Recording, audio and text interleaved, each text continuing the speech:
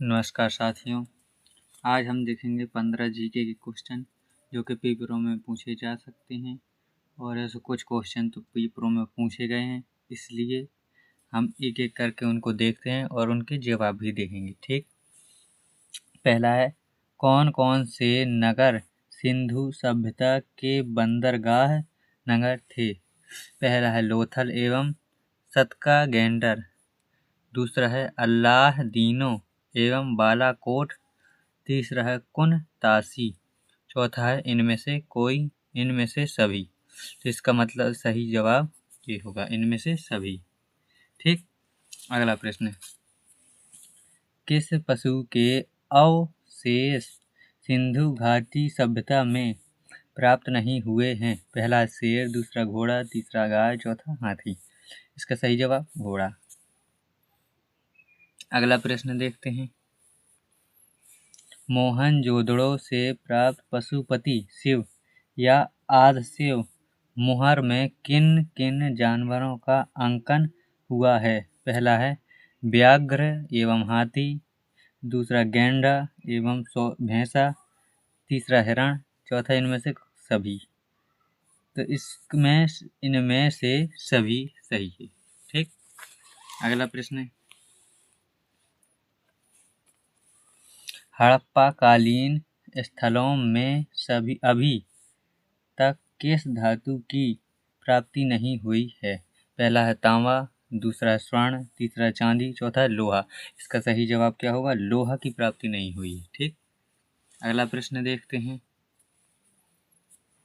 किस हड़प्पाकालीन स्थल से नृत्य मुद्रा वाली स्त्री की कांस्य मूर्ति प्राप्त हुई है?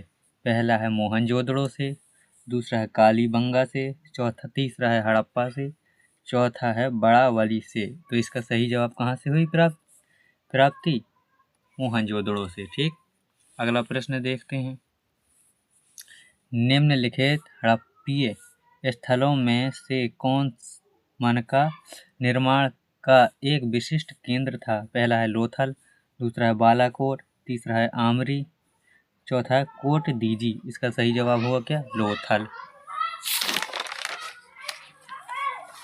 अगला क्वेश्चन देखते हैं, आर्य शब्द का शाब्दिक अर्थ है? पहला है वीर या योद्धा, दूसरा है श्रेष्ठ या कुलीन, तीसरा यज्ञकर्ता या पुरोहित, चौथा है विद्वान। इसका सही जवाब होगा श्रेष्ठ या कुलीन।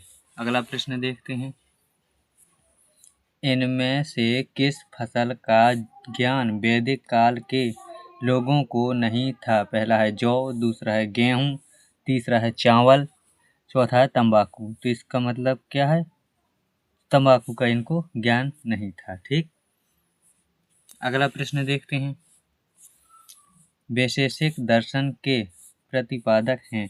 पहला है कपिल, दूसरा है अक्षपाद गौतम, तीसरा है उलूक कड़द, चौथा है पतंजलि। तो इसका सही जवाब क्या होगा? उलूक कड़द।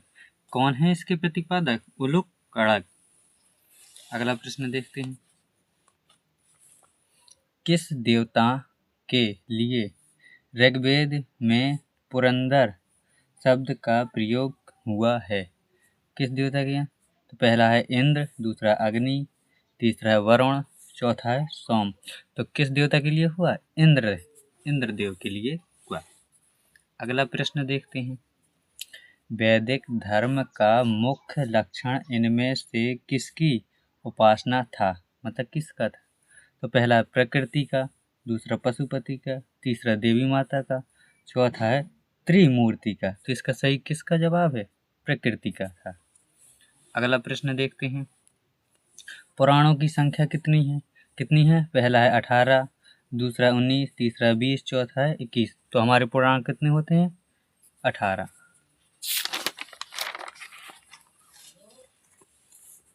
वीडियो अगर पसंद आ रहा हो तो लाइक करते जाइए। देखो, ऋग्वेद के किस मंडल में शूद्र का उल्लेख पहली बार मिलता है? किसका मिलता है? शूद्र का उल्लेख किस वाले उसमें मिलता है? मंडल में। किस मंडल में शूद्र का उल्लेख पहली बार मिलता है? तो पहला है 7वें में, दूसरा 8वें में, तीसरा है 9वें में, चौथा है 10वें में। तो ये कब मिलता है? 10वें में। ऋग्वेद के किस मंडल में, मतलब 10वें मंडल में इसका उल्लेख मिलता है? किसका? शूद्र का। अगला प्रश्न, ऋग्वेद में संपत्ति का प्रमुख रूप क्या है? तो क्या है? पहला है गोधन, दूसरा है भूमि, तीसरा है ए और बी दोनों, मतलब गोधन और भूमि दोनों, या इनमें से कोई नहीं। तो यह क्या है? ऋग्वेद का संपत्ति का प्रमुख रूप गोधन। ठीक। अगला प्रश्न देखते हैं, कृष्ण भक्ति का प्रथम और प्रधान ग्रंथ क्या है? तो पहला है महाभारत, दूसरा है श्रीमद् भागवत गीता, तीसरा है गीत गोविंद, चौथा है इनमें से कोई नहीं। तो इसका सही जवाब होगा श्रीमद् भागवत गीता। आज के वीडियो में इतना ही। वीडियो आपको कैसा लगा कमेंट करके ज़रूर बताइएगा। चैनल पर नए हो तो चैनल को सब्सक्राइब कीजिएगा और इस वीडियो को ज़्यादा से ज़्यादा शेयर कीजिएगा और लाइक कीजिएगा। मिलते हैं नेक्स्ट वीडियो में, तब तक के लिए धन्यवाद।